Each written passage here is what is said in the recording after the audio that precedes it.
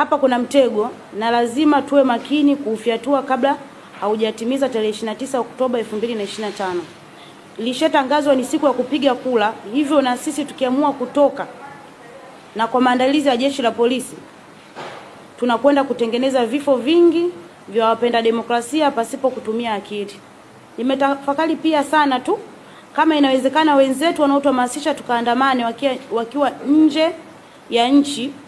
Ni busara wakati huu ambao tunawaachia wengine wakapige kura, ni muhimu hawa wenzetu walio nje ya nchi waje nchini, tuungane sote, wao na familia zao na sisi na familia zetu. Tukisimama pamoja tuandamane na ndugu zetu ambao wako nje, ambao wanatuhamasisha tufanye maandamano na ambao wameandaa maandamano, italeta picha nzuri na hamasa kwa wananchi ambao wanataka maandamano.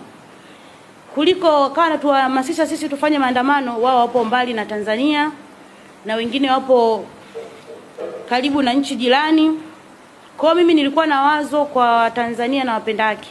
Kama kweli tunataka tuondoe utawala ambao uliopo, hatutaki utawala ambao upo, hatutaki chama tawala ambacho kinatawala saizi na tunataka chama cha demokrasia na maendeleo kishike, ni vizuri tukajitokeza na tukajipanga baada ya wao kufanya uchaguzi wao Oktoba 29, na sisi wote tukatafuta muda na ndugu zetu wakapata kusogea hapa Tanzania nchini tudai haki kwa pamoja, kuliko tukahamasishana kufanya vurugu siku ambayo ni ya maandamano yaliyopangwa na serikali.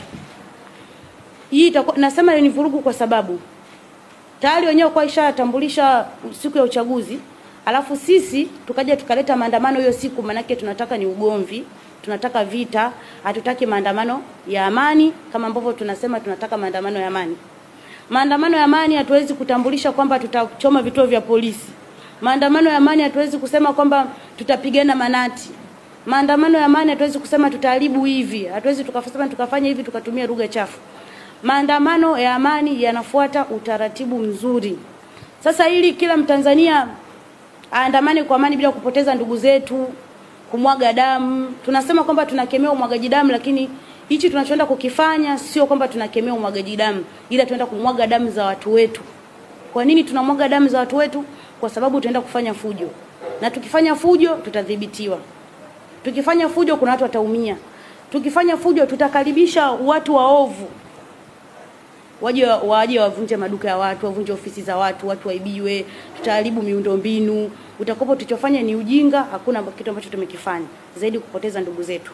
Na ukizingatia upande mwingine wanaotuambia kwamba sisi tufanye hivyo, wao wapo, zitaumia familia zetu sisi ambazo sisi ni maskini, sisi tunajitafuta, wengine tunafanya biashara, lakini wao wenyewe watakopo ni wanufaika kwa sababu hamna cha kupoteza. Cha kwanza familia zao ziko salama, wako mbali. Kwa hiyo kama tunapenda haki, tujipange huku tukiwashauri ndugu zetu ambao wako mbali na Tanzania wanahamasisha haya maandamano, tuje wote kwa pamoja, tupange tarehe ambayo ni nzuri, tufuate utaratibu, tudai haki yetu. Siku zote haki inatawala.